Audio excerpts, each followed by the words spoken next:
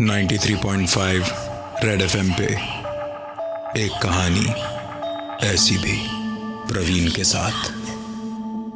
सत्यन उतनी गहरी नींद में नहीं था और शायद इसलिए पलंग के नीचे से आती उस आवाज से उसकी नींद खुल गई।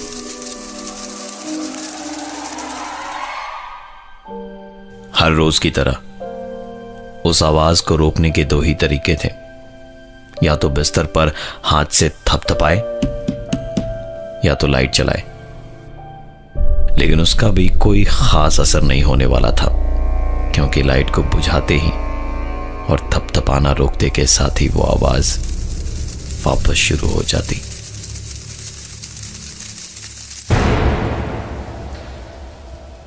अगर सिर्फ यही एक दिक्कत होती तो शायद कोई बड़ी बात ना होती, लेकिन बात यहीं खत्म नहीं होती। लेटे लेटे एक और आवाज बिल्कुल साफ सुनाई दे रही थी, और इस घर में सत्येन और प्रीति के अलावा और कोई नहीं होता, तो लाजमी है कि किसी तीसरे की कदमों की आवाज डरावनी ही होगी। और बात सिर्फ यहीं तक होती तो भी शायद ठीक थी, लेकिन एक आखिरी दिक्कत यह थी कि उनके घर में डाइनिंग हॉल में रखी चीजें कभी कभी अचानक बहुत जोर से हिलने लगती और फिर अपने आप रुक जाती। रोज रोज होती इन चीजों से वो इतने परेशान थे कि उन्होंने रोहित और निधि से कांटेक्ट किया, जो कि खुद को पैरानॉर्मल रिसर्चर कहते हैं। सत्येन और प्रीति अरोड़ा के घर की घंटी बजी। दरवाजा खोला तो सामने निधि और रोहित खड़े थे। निधि और रोहित इस तरह के केसेस में साइंटिफिक रीजंस लोगों के सामने लाकर भूत प्रेत की कहानी या अंधविश्वास को दूर किया करते थे। निधि और रोहित ने फैसला किया कि आज की रात जो भी एक दो कैमरास हैं और ऑडियो रिकॉर्डर हैं, उन्हीं से चेक कर लिया जाए। जरूरत पड़ी तो कल पूरी टीम के साथ आकर और इक्विपमेंट्स के साथ चेक किया जाएगा। रात को बहुत जल्दी ही लाइट्स ऑफ की गई। रोहित बाहर वाले कमरे में डाइनिंग टेबल के पास एक कैमरा लिए बैठा था और निधि अंदर ऑडियो रिकॉर्डर के साथ। दोनों काफी देर से इंतजार कर रहे थे कि तभी सत्यन वाले कमरे से वही आवाज सुनाई दी। निधि ने उस आवाज को ध्यान से सुना और फिर लगभग तुरंत किसी के चलने वाली वो आवाज आई तो निधि ने अपने कान फर्श पे लगाए। उधर रोहित ने हॉल में टेबल पे चीजों को हिलते हुए देखा तो वो भी तुरंत बाहर बालकनी में गया और फिर दोनों ने सत्यन और प्रीति अरोड़ा को बताया कि इन आवाजों के पीछे किसी भूत प्रेत का कारण नहीं है। कमरे से आती वो आवाज दीमक के लकड़ी को काटने की थी। किसी के कदमों की जो आवाज आती है वो उनके घर की नहीं, बल्कि उनके नीचे वाले फ्लोर से आती है, जो रात के सन्नाटे में ऐसी लगती है जैसे कोई उनके घर के अंदर चल रहा हो। और टेबल पर रखी चीजों के अचानक हिलने का कारण है वाइब्रेशन, जो ट्रेन ट्रैक्स पे ट्रेन जाने की वजह से होती है। रोहित और निधि ने सब कुछ एक्सप्लेन कर दिया था साइंटिफिकली, लेकिन आगे चल के उनके सामने कुछ ऐसे सवाल भी आए जिनका जवाब वो आज तक ढूंढ रहे हैं। 93.5 रेड एफएम पे एक कहानी ऐसी भी, प्रवीण के साथ। सत्यन और प्रीति अरोड़ा के घर में अजीबो गरीब चीजें हो रही थी, तो उन्होंने रोहित और निधि, जो कि ऐसी सुपरनैचुरल चीजों को लेकर साइंटिफिक एक्सप्लेनेशन देते हैं, उनसे बात करी। उन्होंने वहां पहुंचकर उनकी सारी प्रॉब्लम्स की वजह बताई तो पता चला कि भूत प्रेत जैसा कुछ नहीं था उनके उस फ्लैट में। रोहित और निधि अभी मिस्टर और मिसेस अरोड़ा से बातें कर ही रहे थे कि दूसरे कमरे से एक आवाज आई। उस कमरे में जाकर देखा तो 6th फ्लोर पे उनके इस फ्लैट की खिड़की के कांच पे जमी हुई ओस पे बाहर से लिखा हुआ था, चले जाओ। अब उठे इस सवाल का जवाब दे पाना रोहित और निधि के लिए थोड़ा मुश्किल था। पूरे घर में कैमरास, इंफ्रारेड और ऑडियो रिकॉर्डर लगाने की बात अब पक्की हो चुकी थी। रोहित और निधि ने सारी जगहों पे निशान लगाने शुरू कर दिए कि कहां कहां क्या क्या लगाना है कि तभी अंदर वाले कमरे में बाहर डाइनिंग हॉल से एक आवाज आई। सब दौड़े दौड़े वहां पहुंचे। देखा तो कुछ भी नहीं था वहां। प्रीति ने बस एक ही सवाल पूछा, इसका क्या जवाब है आप दोनों के पास? रोहित और निधि इस बात का जवाब दे पाते उससे पहले उनके सामने एक सवाल और खड़ा हो गया।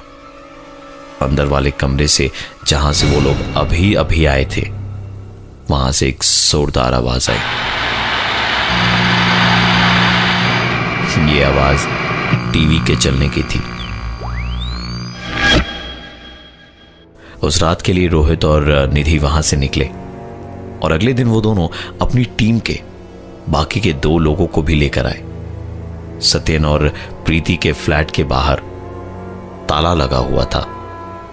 पलटकर वो वापस जाने ही वाले थे कि अंदर से आती कुछ आवाजें सुन के समझ आया कि घर खाली नहीं है।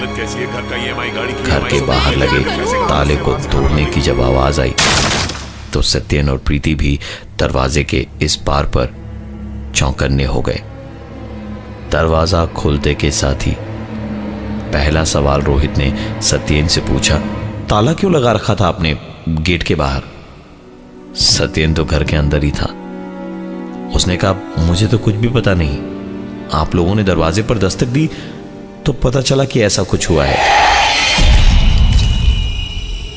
बात को आई गई करके पूरी टीम इधर उधर सारे कमरों में लगे निशानों पर कैमरास और रिकॉर्डर लगाने में लग गई। कुछ देर बाद प्रीति के चीखने की आवाज बालकनी से आई। सारे के सारे लोग बाहर बालकनी में दौड़ते हुए पहुंचे तो देखा प्रीति तो फोन पे बात कर रही है। वो पलटी तो रोहित ने पूछा, आप अभी चीखी क्यों थी? प्रीति ने कहा कि मैं? आप क्या बात कर रहे हैं? मैं तो यहां फोन पे बात कर रही हूं। जितनी देर में ये सब हो उतनी ही देर में इस बार अंदर के कमरे से एक और चीख आई।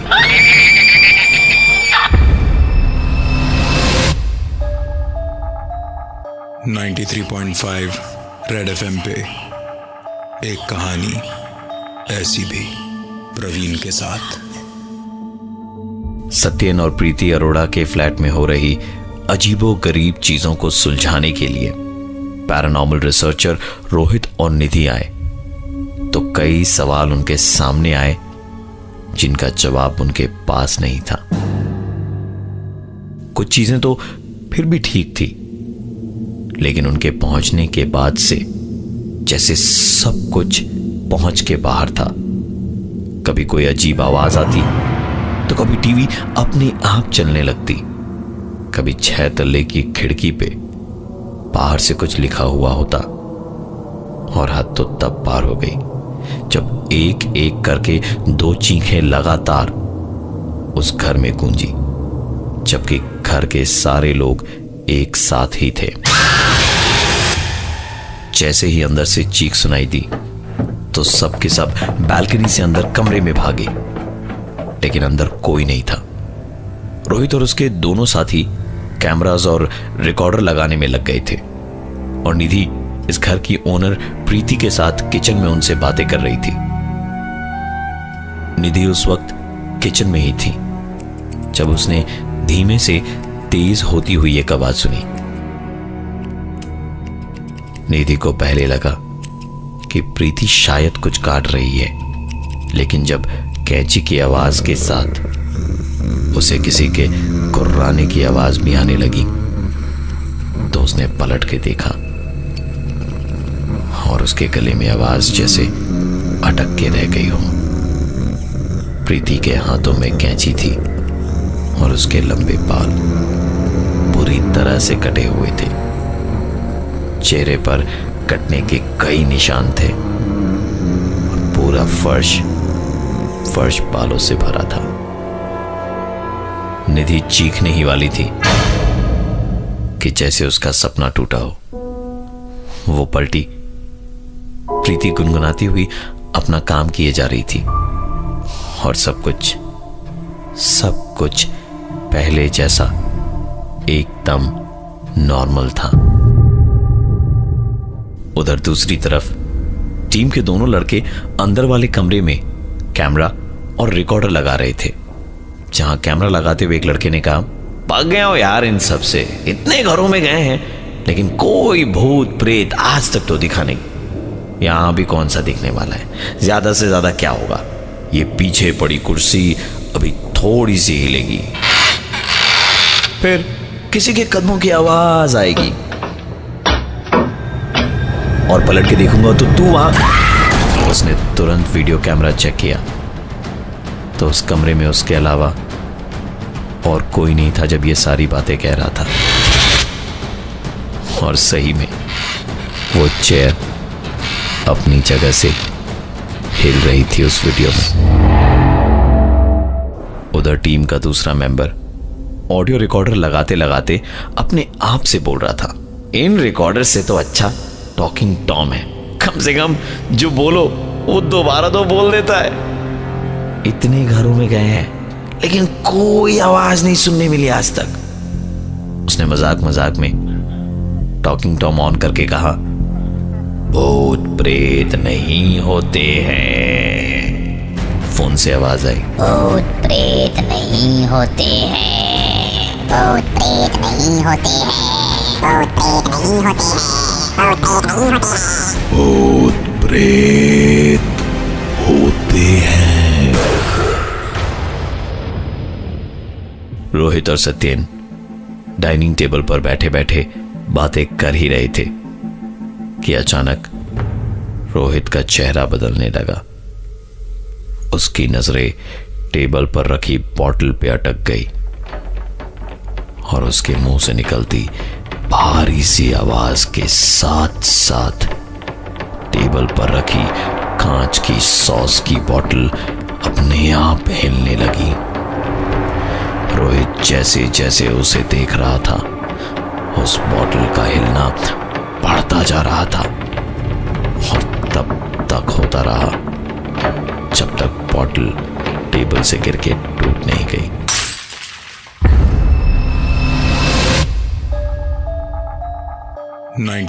.5 रेड एफएम पे एक कहानी ऐसी भी, प्रवीण के साथ।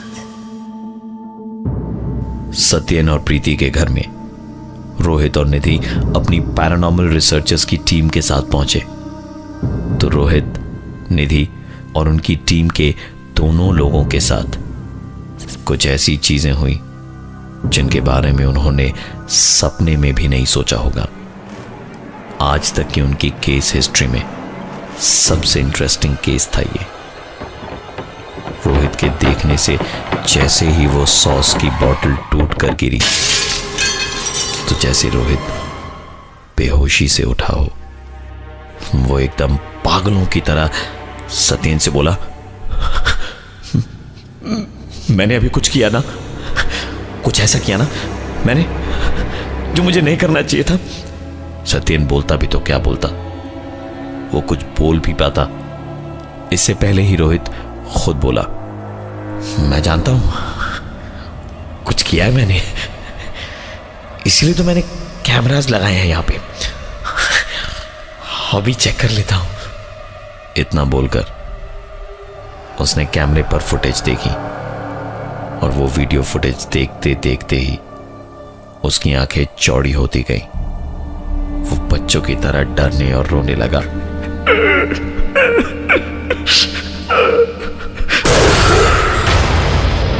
इतनी देर में बाकी सभी वहां डाइनिंग हॉल में आ गए और उनके आते ही रोहित पे भूत सा सवार हो गया। वो कुर्राता हुआ भागते भागते अंदर गया और उसने खुद को अलमारी के अंदर बंद कर लिया। सब लोग बाहर चिल्ला रहे थे और अलमारी के दरवाजे को पीटते जा रहे थे कि तभी अंदर से रोहित की एक बदली हुई आवाज सुनाई दी।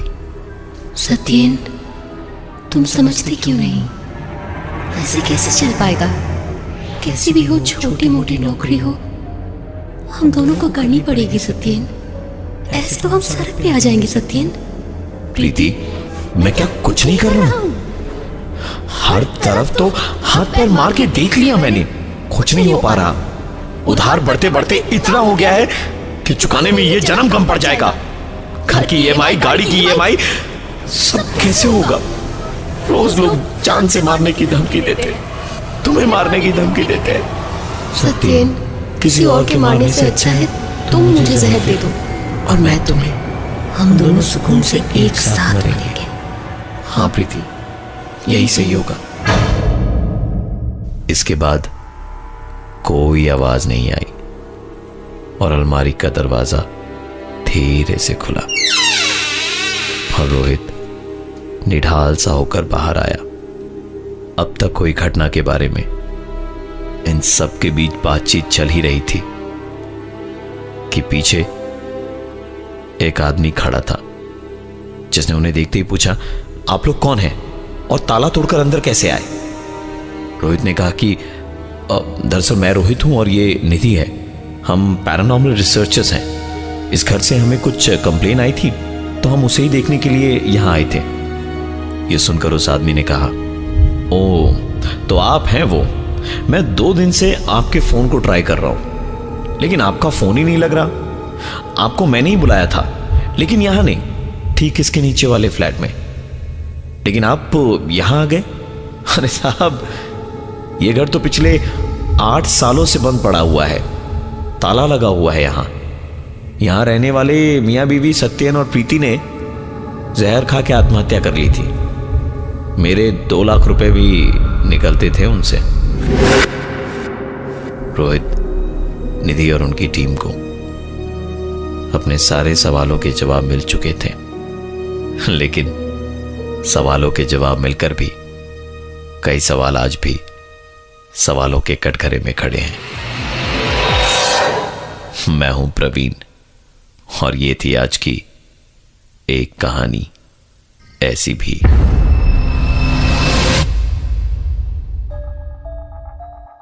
.5 रेड एफएम पे एक कहानी ऐसी भी, प्रवीण के साथ। 93.5 रेड एफएम बजाते रहो।